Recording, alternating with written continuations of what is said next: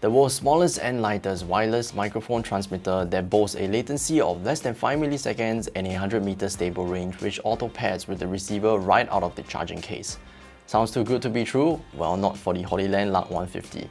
Welcome back to another Tech 360 review, and today we'll be diving into Hollyland's first audio wireless transmission system, the Lark 150.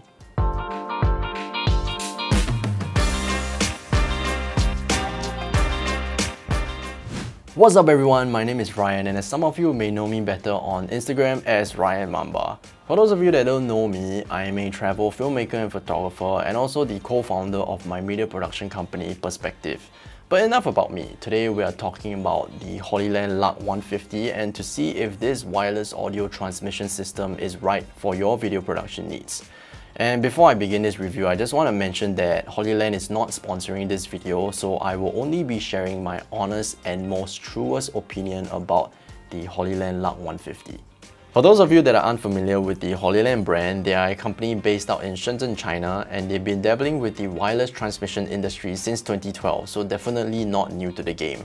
So some of you may be familiar with some of their other products such as the Mars series or even the Cosmos series, but today we'll be taking a look at their first wireless transmission system, the Lark 150, or also known as the Lark series. I'm going to be talking to you mainly what I feel this product can do for you and if it's perfect for your video production needs. But before we go into that, I want to talk about I want to give you guys a brief overview of my first impressions when I received this product. So first thoughts, very unconventional product in a sense that I don't think I've ever come across another wireless transmission system that comes in a charging case. And also did I mention that this Lark 150 is a dual transmitter to a single receiver product. And my favorite part about the Lark 150 by far, and take note that I've been using this product for about 2 weeks or so now, is that it is super easy to set up and very hassle-free. So if you're a solo shooter like myself, it is extremely convenient for you to use. So without further ado, let's take a look at the design, specs and features of the Lark 150. Okay, let's take a look at the contents of the Lark 150. So obviously you get a charging case, and within the charging case you get 2 transmitters and 1 receiver, which auto pairs all together when you take them out of the charging case. Apart from that, you get 2 lavalier microphones, which I don't see a lot of other companies doing, so thumbs up to Hollyland for that. Apart from that, USB-C to USB-A charging cable. This is how you charge your charging case. And also a 3.5mm cable which connects your receiver to the camera, which I'm using now, so I'm unable to show you. But these are something that I feel are very interesting. These are the furry windshields that connect to your transmitter, and how they connect to your transmitter is via this little 3.5mm jack. And you just clip it on your transmitter and they secure so tightly. I've actually tested these out in the field and they're very useful in conditions when out in the field and it may be windy. So sometimes wind may affect your audio if you're wearing your transmitter and on the front of your collar, and this will definitely come in handy for you. So let's talk a little bit about the charging case. The charging case pairs everything together, so it doubles up also as a pairing system and a protection for your products. And this is very handy for me because like when you go out on set and when you're on shoots, right, it's very difficult for you to manage, especially if you're a solo shooter. It's very difficult for you to manage everything in your camera bag. So you have your lenses, you have like your mics, you have your boom mic, you have your lavalier mics. And I like how Hollyland actually produced the Lark 150 into a case where everything comes inside of it. As of the recording of this video, the transmitter is the smallest in the world. It weighs only 20.5 grams. And the exact specifications are 37 by 37 by 17.5 millimeters. So let's take a look at the design of this small transmitter. There is a mute and power button on the side. Both, the button actually doubles up as a mute and power button. And on top you can see 2 LED indicators, one indicating the battery status and the other showing the connectivity status of the transmitter. And what I mean by that is each transmitter has an individual color denoting on the receiver what dial is controlling what. So the transmitter has one transmitter has a blue LED and the other has a cyan. So other than that, you have a onboard inbuilt microphone which has a frequency response of 20 Hz to 20 kHz, which is impressive. And a 3.5mm jack for you to input your lavalier microphone. Other than that, at the back you have a clip-on little clip thingy where you can put onto your talon via the collar, or sometimes you can put it at the back of their pants. So the receiver is very much like the transmitter in the sense that the design is very similar. The only difference I want to say is that it is twice the size, but with that double in size comes double the functionality. So the very main obvious difference is that the receiver has two rotary dials, and those dials double up as buttons as well. So you can adjust the gain on each dial. I want to say that throughout my whole use of the Lark 150, I have never once had to go through the manual, and the reason for that is because the Lark 150 is super easy to use. I cannot emphasize on how foolproof Hollyland has made this system for users out there like you and me. I forgot to mention that the charging case is magnetic and everything works via magnets. Once you place all your transmitter and receiver in, the transmitter also doubles up as a screen for you to indicate the battery levels of each individual product within the case. Apart from being a charging case, the charging case is also a pairing system for your transmitter and receiver. And what you want to do is you just have to really literally just remove the transmitter and receiver out of the charging case and they auto pair immediately. You don't even have to go through the menu settings on the different frequency and stuff like that. Hollyland does everything for you in this one case, which I find is super useful on set when you're working on solo productions and you really don't have the time to be able to mess through all the different settings because your mind is on setting up the lights, handling the clients, making sure you got the shot right. And I feel like this is one of my biggest takeaways of using the Lark 150 so far. So the Lark 150 has this 21-stage digital gain adjustment from -10 dB all the way to +10 dB. And did I also mention that you can mute the audio on your transmitter and also on your receiver. So there's this two-way mute and real-time audio monitoring system that is going on, which is very handy. Because you know how, I know for those of you that have been on set and when you're monitoring your talent and it's break time, right? And your talent goes to the washroom, or maybe he's grabbing coffee and there's some gossip at the snack table and the sound person is just hearing everything.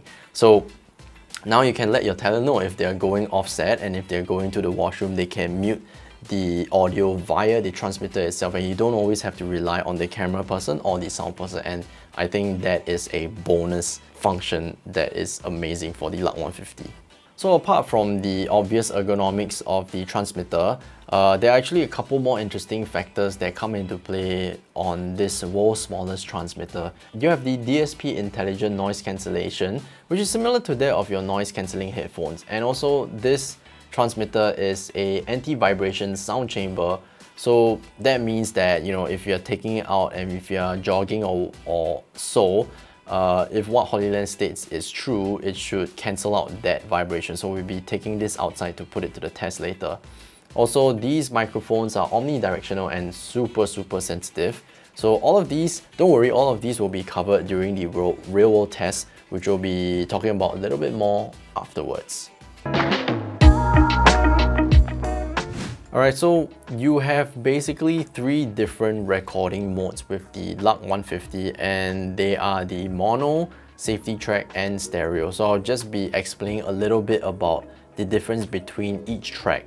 So the mono track combines both transmitters into a single channel, and when both transmitters are in use, it's not exactly ideal for post-production manipulation, and I will explain to you why that is, because everything is recorded into a single track. So when you are recording with 2 talents, what you want to do in the ideal situation is to use a stereo track. And what happens is that the receiver will separate each transmitter into individual left and right channels, and with a little post-production manipulation, you can split that stereo track into dual mono, and now you can individually manipulate the different levels and gain of your different transmitters. So this is all if you're too busy on set, monitoring the levels because you're so focused on like the shot. Don't worry, because in stereo you can actually fix in post. And the third and last mode, which I find the most handy, is the safety track function. So what happens is that you are recording everything on a singular channel, but one of the channels will be recorded at a -6 dB gain level. And this is so because sometimes when you're going on set or you're doing a narrative film, for example, and there's some shouting involved and your talent accidentally shouts and it clips. But don't worry, because you have a safety track of -6 dB in order to safeguard. And I guess that's what a safety track means. So definitely very handy, and I think a lot of you guys would find that useful in your video production needs. I'm sure a lot of you guys are watching this video not to understand the specifications and the contents of this product, but you want to understand and know how the Lark 150 will be able to stand up against real-world tests. So we'll be heading outside the studio to do a range test and a obstruction test, and to see just how well this tiny system would perform.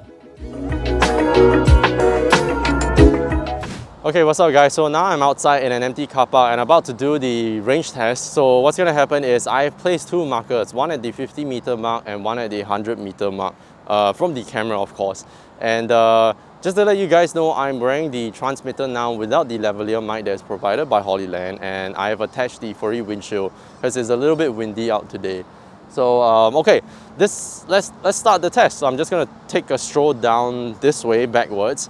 And as I continue walking back, I'm just going to explain my thoughts on the range test. So Hollyland states that the stable range of the Lark 150 is 100 meters. So it should be able to connect and maintain a stable connection, because walking backwards would mean that I'm maintaining a clear line of sight between the transmitter and receiver, so there's no obstruction in between whatsoever throughout this whole walk.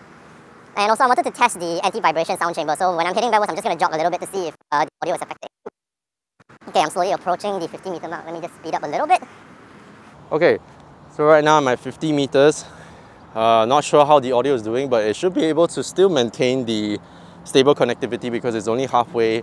And I'm just going to do a quick turnaround to see if the audio is affected. You're walking back again.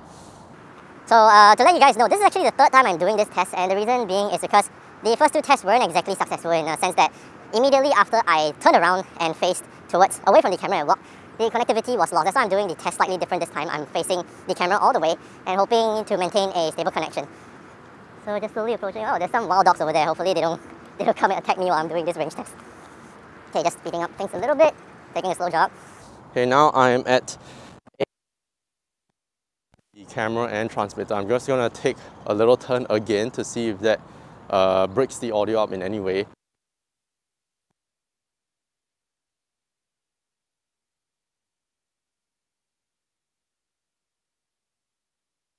You guys can still see me. Okay, I'm going to take a slow jog back towards the camera and see how the anti-vibration sound chamber is holding up the audio. Yes, so just wanted to tell you guys like my first impressions when I received this really unique audio transmission system, wireless audio transmission system, because I've never seen a company do an audio wireless transmission system in such a way where you have this case and you charge the transmitter and receiver inside. And to be very honest, I haven't had any issues trying to use it on set yet. I've done another separate video where I've tried to test the Lark 150 in a real world setting to do something on my channel, but no issues there. So we're just trying to put the Lark 150 to the test in terms of range. Whew. Let me just catch my breath. Okay, so that has concluded the range test. So just to recap, 50-meter mark, I took a turn around, and then at a 100-meter mark, I did the same thing. Okay guys, so now we are at NTU The Hive, and I'm going to be doing the obstruction test. So as you can see around the compound, this is where there are a lot of pillars around. So I'll be taking a little stroll down that way and walking in between pillars and walls to see if there's any obstruction between the transmitter and receiver, if there's any audio breakup in any way. So without further ado, let's go take that walk. Okay, so I'm going to be walking a little bit this way, and walking in between some pillars to see if the audio is breaking up. I just want you guys to take note that this is also the first time for me doing this obstruction test, so I have no idea how the results is going to be. So slowly approaching my right is a pocket, and there is a huge slab of wall in between me and the camera where I'm going to be walking inside of. So I'm just going to face the camera and slowly walk behind, and walking slowly, and you shouldn't be able to see me as of now. Also, I want you guys to take note that I'm wearing the transmitter at the front of my pocket, so walking backwards will mean that I'm facing, the transmitter and the receiver is facing each other.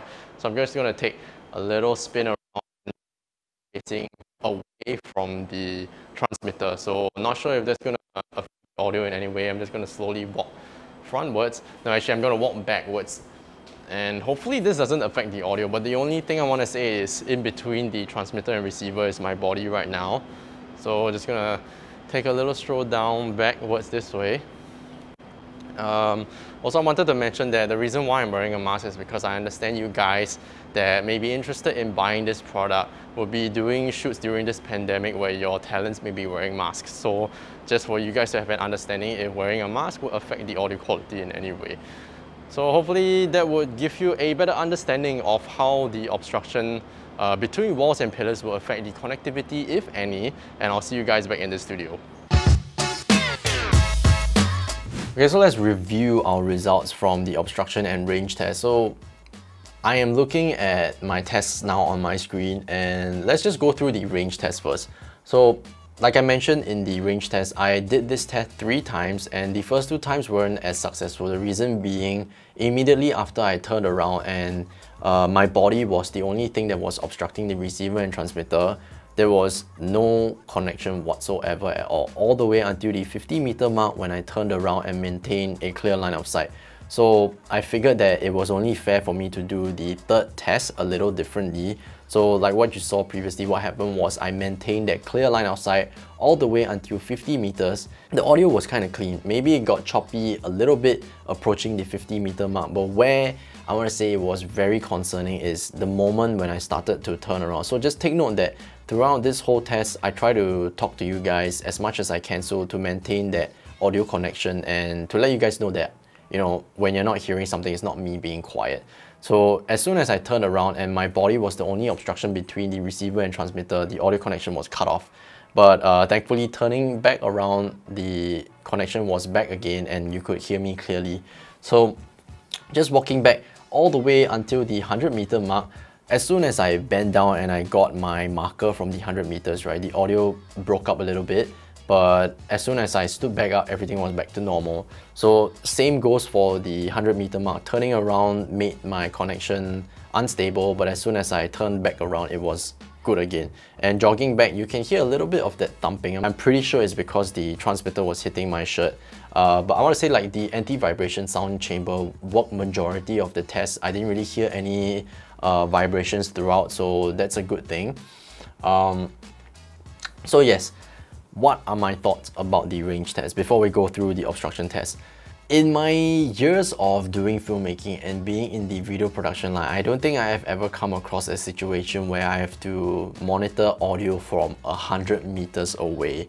And if you guys know of any situations that any of you would be using that, please leave a comment down below, because I would love to know who would use that.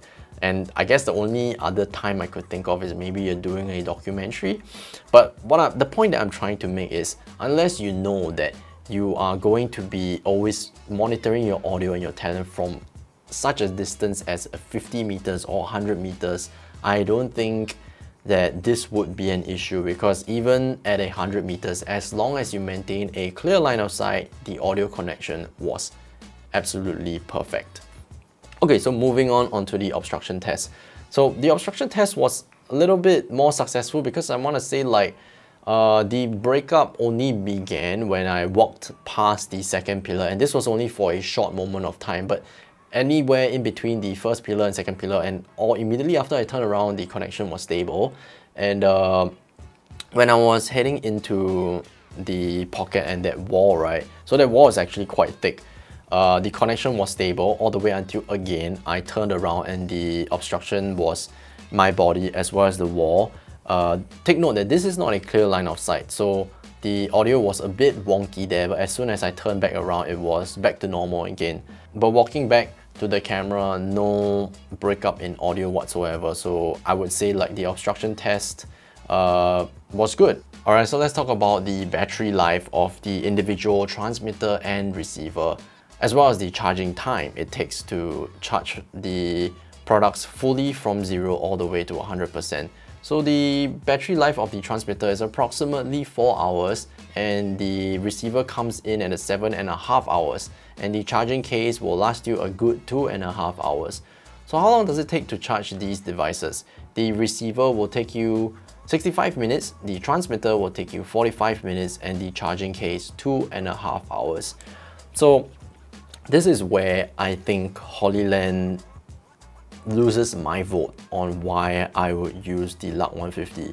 So if you have noticed all the way from the beginning of the review until now, I have not mentioned why I am a fan of the battery life and charging system that Hollyland has incorporated into the Lark 150. So the only way for you to charge the receiver and transmitter is to put them back into the charging case. So why might this be an issue?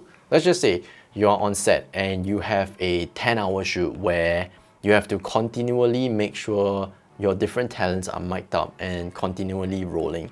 If your transmitter is only able to last approximately 4 hours, if you have an 8-hour set and if you have 2 talents, you will be using 2 transmitters simultaneously. The only way to charge them is to put them back into the charging case. And unless you have a spare 45 minutes, you will not be able to get your transmitter back fully charged. And I think what's most important here is that you are not able to charge the transmitter or receiver via a external power bank. Okay, so unless you know that you are using the Lark 150 for 4 hours or longer at a time on every single shoot, I want to say that for most of us, the Lark 150 will fall within the range of our video production needs, and coming in at 329 Singapore dollars retail, and taking into account that you get all the accessories that you need. You don't exactly have to buy additional accessories to do the basic necessities that you need for audio recording.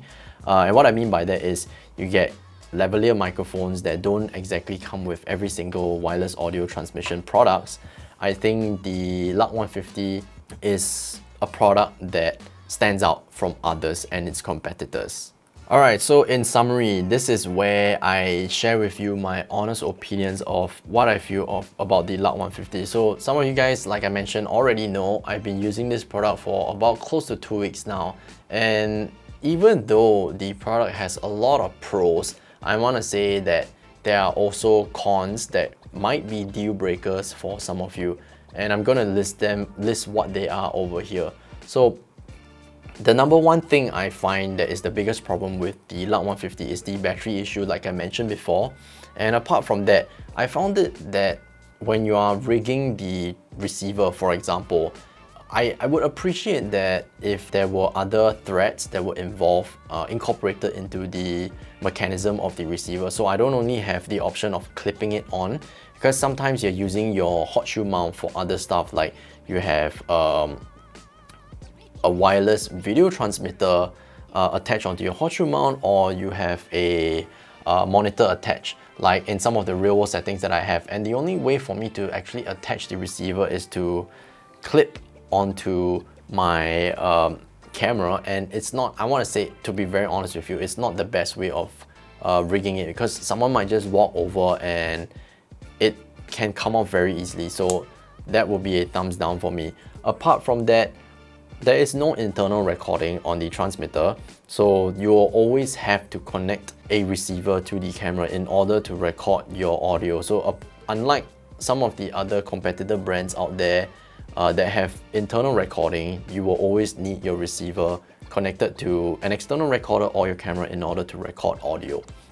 Other than that, one thing I wanted to mention is that the safety track levels are fixed at -6 dB. I would have appreciated if Hollyland have given us the opportunity to make that adjustment ourselves. And to be honest, -6 dB is not that bad, but in situations where I know I'll be recording outside, or maybe I'm recording kids and children, they are very difficult to control and a little bit unpredictable, I would love to have the option to maybe bump it down to -10 decibels.